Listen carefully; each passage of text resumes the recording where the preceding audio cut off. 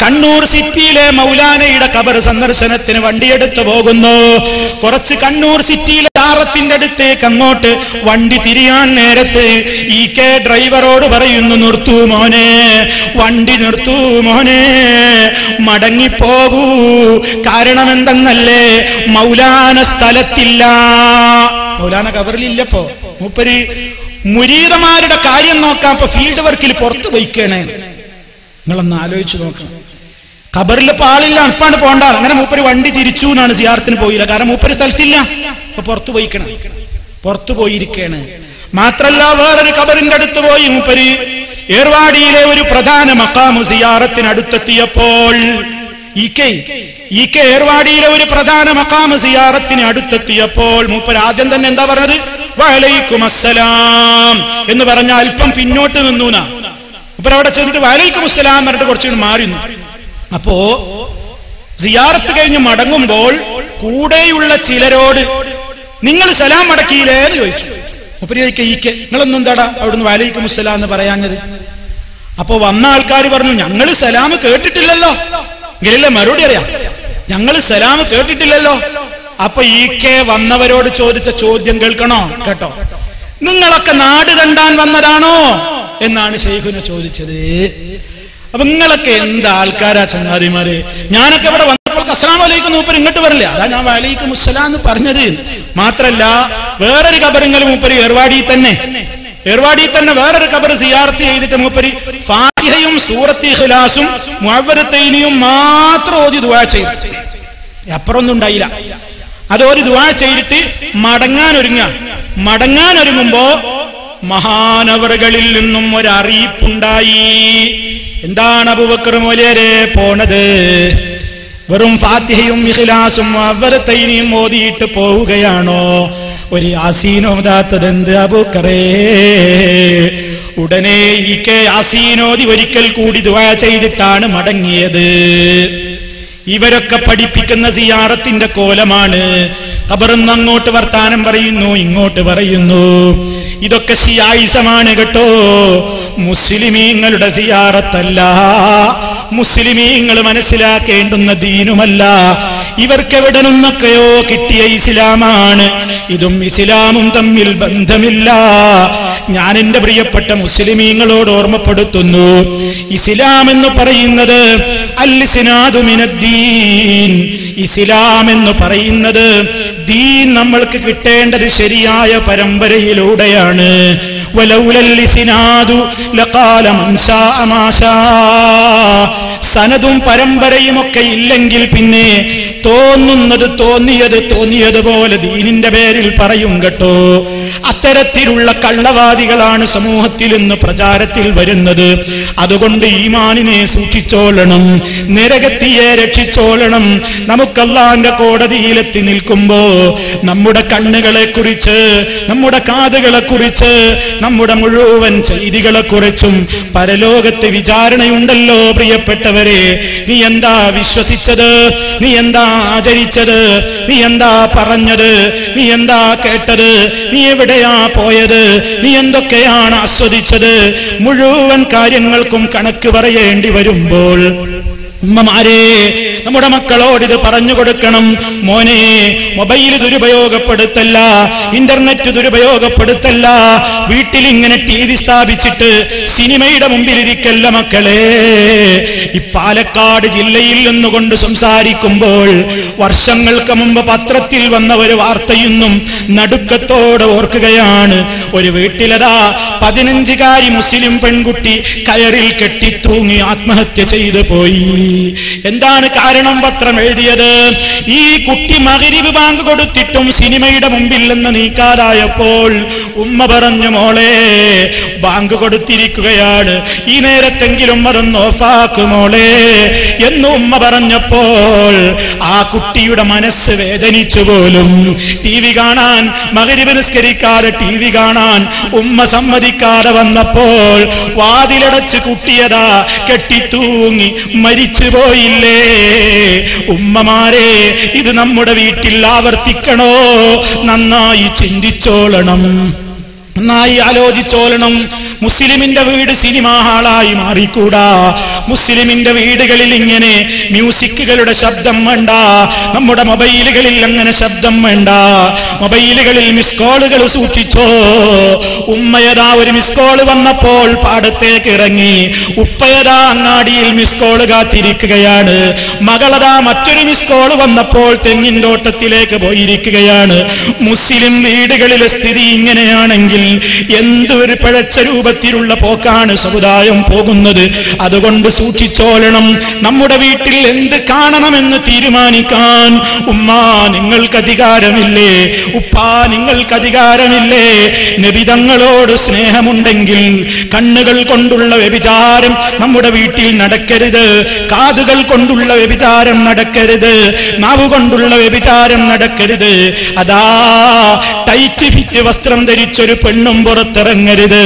അതാ ശരീരത്തിന്റെ നിമ്നോന്നതികൾ പ്രദർശിപ്പിച്ചുകൊണ്ടുള്ള പർദ്ദയണിഞ്ഞാലും ചുരിദാറണിഞ്ഞാലും ഏത് വേഷം ധരിച്ചാലും പരപുരുഷനെ ആകർഷിക്കുന്ന ആ നിലക്കുള്ള ഫിറ്റായ വളരെ ഇറുകിയ വസ്ത്രവും ധരിച്ചിറങ്ങുന്ന പെണ്ണേ, ലാ യദ്ഖുൽനൽ ജന്ന, സ്വർഗത്തിൽ പ്രവേശിക്കൂല. മാത്രമല്ല വലാ യജിദിന റീഹഹാ, സ്വർഗത്തിന്റെ പരിമളം പോലും ആസ്വദിക്കാനാവില്ല കേട്ടോ. ഇത് പ്രത്യേകം ശ്രദ്ധിച്ചോളണം. വസ്ത്രം തയ്ക്കാൻ കാശ് കൊടുക്കുന്ന ഉപ്പമാര് ശ്രദ്ധിച്ചോളണം. എന്റെ മകൾ അങ്ങനെ ഇറങ്ങിക്കൂടാ. ഒരുക്കി അയക്കുന്ന ഉമ്മമാര് ശ്രദ്ധിച്ചോളണം. കല്യാണത്തിന്റെ ദിവസം പോലും അതാ വൃത്തികെട്ട വേഷം ധരിക്കുന്നു.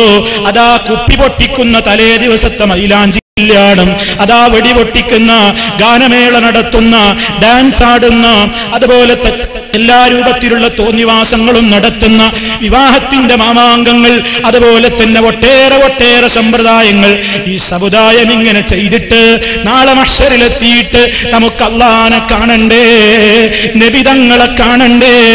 നബിതങ്ങൾ ഈ ലോകത്തോട് പഠിപ്പിച്ചു പോയ എല്ലാ വെറുക്കപ്പെട്ട കാര്യങ്ങളും ചെയ്തിട്ട് ഹൗലുൽ കൗസറിൽ നിന്ന് വെള്ളം കുടിക്കാമെന്ന് വിചാരിക്കുന്നുവോ പ്രിയപ്പെട്ടവരെ? സാധ്യമല്ലല്ലോ. അതുകൊണ്ട് റബ്ബിനെ ഭയപ്പെട്ടോളണം. കൽപ്പനകളെ മാനിച്ചോളണം. തെറ്റുകളിൽ നിന്ന് വിട്ടുനിന്നോളണം. നമ്മുടെ വീട് നമുക്ക് നിയന്ത്രിക്കാനാവില്ലെന്ന് വന്നാൽ ആ വീട്ടിൽ തന്നെ പിന്നെ നമുക്ക് എന്ത് സ്ഥാനമാണുള്ളത്? ആരാന്റെ കൂടെ പെൺകുട്ടികൾ ഒളിച്ചോടുന്നു. അതാ മിനിഞ്ഞാന്ന് ജുമാ ഖുത്ബ കഴിഞ്ഞിറങ്ങിയപ്പോൾ എന്റെ ഒരു സഹോദരൻ, അതാ ഗൾഫിലുള്ള ഒരു സഹോദരൻ എന്നോട് വിളിച്ചുകൊണ്ട് പറയുകയുണ്ടായി. വളരെ സങ്കടത്തോടെ പറയുകയാണ്. നാടിന്റെ പേര് ഞാൻ പറയുന്നില്ല, സ്ഥലം ഞാൻ പറയുന്നില്ല. 7ാം ക്ലാസ് പരീക്ഷ പാസ്സായിട്ടിരിക്കുന്ന 13കാരി പെൺകുട്ടി തൊട്ടപ്പുറത്തുള്ള 2 വീടിന്റെ അപ്പുറമുള്ള ഒരുത്തന്റെ കൂടെ ഒളിച്ചോടിപ്പോയി. ഊട്ടിയിൽ നിന്നും 40 കിലോമീറ്റർ അപ്പുറമുള്ള ഒരു ലോഡ്ജിൽ വെച്ച് പിടികൂടിയിരിക്കുകയാണ്. പലപ്പോഴും ഇതൊക്കെ കേൾക്കുമ്പോ നമ്മൾ വിചാരിക്കും അതൊക്കെ അങ്ങ് അപ്പുറത്തല്ലേ. നമ്മുടെയും വീടുകളിൽ ഇതൊക്കെ വരുന്നവര് കാലം പേടിച്ചോളണം. ഉമ്മമാരെ, ഉപ്പമാരെ, വീടുകളിൽ അതാ തോന്യാസമാണ് കാണുന്നത്. സീരിയലുകളിലും സിനിമകളിലും ഈ കെട്ടിപ്പിടിക്കലും ഉമ്മവെക്കലും ഈ അഴിഞ്ഞാട്ടവും തോന്നിവാസവുമല്ലേ കാണുന്നത്. അത് കാണാൻ അയൽ വീട്ടില് ജാതി മതഭേദമെന്നേ ആളുകൾ വരികയാണ്. അവസാനമതാ എല്ലാം കഴിഞ്ഞ് എല്ലാവരെയും കൂടെ കൊണ്ടുപോയി. മാനവും പോയി, പെണ്ണിന്റെ പരിശുദ്ധിയും പോയി. ഈ ഒരവസ്ഥ വരാതെ സൂക്ഷിച്ചോളണം പ്രിയപ്പെട്ടവരെ. റബ്ബിനെ ഓർത്തുകൊണ്ട് ആവശ്യപ്പെടുന്നു. നിസ്കാരത്തിന്റെ കാര്യത്തിൽ ഒരിക്കലും അശ്രദ്ധ വേണ്ട. ജമാഅത്ത് ഒരിക്കലും നഷ്ടപ്പെടുത്തണ്ട. പലിശ നമുക്ക് വേണ്ട. പലിശ തിന്നുന്നവന്റെ ഗതി നമുക്കറിയില്ലേ? പലിശക്ക് വേണ്ടി 5 കോടിക്ക് പണയം വെച്ചവന്റെ കയ്യിലാ തിരുമുടി എത്തിയതെന്നാ ചിലർ പറയുന്നത്. നിങ്ങൾ ആലോചിച്ചോളണം. ഇങ്ങനെയുള്ള പലിശ കമ്പനിക്കാര്, പലിശ സ്ഥാപനത്തിന് വേണ്ടിയതാ പള്ളി വിറ്റിട്ട് പലിശക്ക് പണം വെക്കുന്നവരെ എന്ന്, അതാ പലിശപ്പള്ളി എന്ന പേരിൽ ഒരു പള്ളി ഉണ്ടെങ്കിൽ അത് ഇവർക്കാണെന്ന് നിങ്ങൾ മനസ്സിലാക്കണം. ഗൂഡല്ലൂരിൽ നിന്ന് മൈസൂരിലേക്ക് പോകുമ്പോ നമുക്കൊരു പള്ളി കാണാം. എൻ്റെ ഒരു സുഹൃത്ത് ഞാൻ പോകുന്ന സമയത്ത് ചൂണ്ടിക്കാണിച്ചു തന്ന ഗൂഡല്ലൂർക്കാരൻ, ഈ പള്ളിന്റെ പേര് പലിശപ്പള്ളി എന്നാണ്. സുബ്ഹാനല്ലാഹ്, പള്ളിക്ക് പലിശപ്പള്ളി എന്ന് പേരോ? നമ്മൾ ഒരുപാട് പേര് കേട്ടിട്ടുണ്ട്. പക്ഷെ പലിശപ്പള്ളി അങ്ങനെ ആൾക്കാരിട്ട പേരാണ്. എന്താ സംഭവം എന്ന് ചോദിച്ചു. സംഭവം അറബിന്റെ അടുത്ത് നിന്ന് കാന്തപുരത്തിന്റെ ആൾക്കാരാണ് കാശ് വാങ്ങി പള്ളി ഉണ്ടാക്കാൻ ഏൽപ്പിച്ചു. അറബി വരുന്ന കാര്യമൊന്നും പറഞ്ഞിരുന്നില്ല. ഇവർ ആ കാശ് അബ്ദുന്നൂറിന്റെ കമ്പനി കൊണ്ടുപോയെടുത്തു. നല്ല ലാഭല്ലേ, പള്ളി അവിടെ കെട്ടെ പിന്നെ ഉണ്ടാക്കാലോ വിചാരിച്ചു. അറബി ഒരു കൊല്ലം കഴിഞ്ഞിട്ട് വിളിച്ചു ചോദിച്ചു, പറഞ്ഞു ഞാൻ ഇൻഷാല്ലാ പള്ളിപ്പണി കഴിഞ്ഞില്ലേ, ഞാൻ ഇൻഷാല്ലാ പറഞ്ഞു. അറബിയുടെ സന്തോഷം, നമ്മൾ ഉണ്ടാക്കിയ പള്ളിയല്ലേ, കഴിഞ്ഞിട്ടില്ല അറിയാൻ പറ്റുമോ? ആ റെഡിയാണ് പറഞ്ഞു. പിന്നെ പെട്ടെന്ന് അബ്ദുന്നൂറിന്റെ അടുത്ത് നിന്ന് കാശ് പെട്ടെന്ന് തിരിച്ചിടൂല, സംവിധാനമില്ല. ഇയാൾ എന്ത് ചെയ്തു? ഇവർക്ക് കാശ് പെട്ടെന്ന് ഇത്ര ലക്ഷങ്ങൾ കിട്ടാൻ ഒരു സംവിധാനവും ഇല്ലാത്തത് കൊണ്ട് ഗൂഡല്ലൂരിലെ അറിയപ്പെട്ട ഒരു പലിശക്കാരന്റെ കയ്യിൽ നിന്ന് മൊത്തം പണം കടം വാങ്ങി ഒരു പള്ളി തട്ടിക്കൂട്ടി ഉണ്ടാക്കി. ആ പള്ളിക്ക് ആൾക്കാരപ്പം ഇതൊക്കെ പരസ്യമാറുകൾ പലിശപ്പള്ളി എന്ന് പേരിട്ടു. ഇപ്പൊ ആൾക്കാർ ആ പള്ളിക്ക് നിസ്കരിക്കാൻ കാരണമില്ല. കാരണം പലിശപ്പള്ളി അല്ലെങ്കിൽ നിസ്കരിച്ചാൽ ശരിയാവുന്ന ആൾക്കാർ ചോദിക്കുന്നത്. ഇപ്പൊ വിൽക്കാൻ നടക്കുകയാണ്, ആ പള്ളി വിൽപ്പനക്ക് വെച്ചിരിക്കുക. നമ്മളെ കയ്യിൽ നിന്ന് പോയാൽ എങ്ങനെയെങ്കിലും ആൾക്കാർ നിസ്കാരം തുടങ്ങിയാലോ? ഈ രൂപത്തിലൊക്കെ പലിശ ഹലാലാക്കാൻ ആളുകൾ രംഗത്ത് വരുമ്പോ സൂക്ഷിച്ചോളണം പ്രിയപ്പെട്ടവരെ. ഹറാമായ ഒരു പൈസയും നമ്മുടെ വരുമാനത്തിലേക്ക് വേണ്ട. മദ്യപന്മാര് വർദ്ധിക്കുകയാണ്.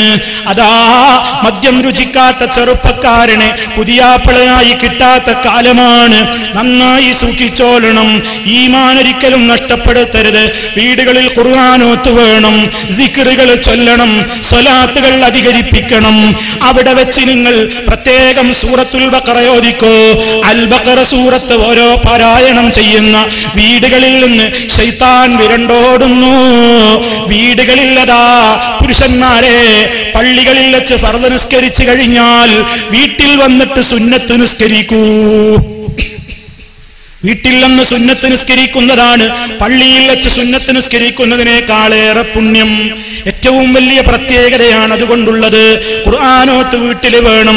ഇങ്ങനെ പ്രിയപ്പെട്ടവരെ ഏതെല്ലാം ഉണ്ടോ ദിക്റുകൾ, നമ്മൾ ഉണർന്നത് മുതൽ രാത്രി ഉറങ്ങാൻ കിടക്കുന്നത് വരെ ദിക്റുകളാണ്, ദുആകളാണ്, തസ്ബീഹുകളാണ്. മറക്കാതെ പഠിച്ചോളണം, ചൊല്ലിക്കോളണം. അങ്ങനെ ഇസ്ലാമികമായ കാര്യങ്ങൾ ഏതൊക്കെയാണോ അതൊക്കെ നമ്മുടെ ജീവിതത്തിൽ പ്രവൃത്തിപഥത്തിൽ കൊണ്ടുവന്നാലല്ലാതെ മനസ്സമാധാനമില്ല. മരിക്കുന്ന നേരത്ത് കിടന്നു കൊടുക്കണ്ടേ?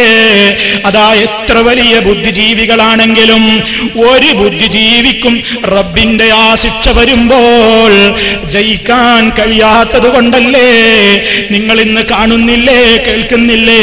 നമുക്കൊരു TV വാങ്ങുമ്പോ, ഒരു ടോർച്ച് വാങ്ങുമ്പോ, അതാ ഒരു മൊബൈൽ വാങ്ങുമ്പോൾ പോലും മേഡ് ഇൻ ജപ്പാൻ എന്ന് പറഞ്ഞാൽ നമുക്കെന്തൊരാവേശമാണ്.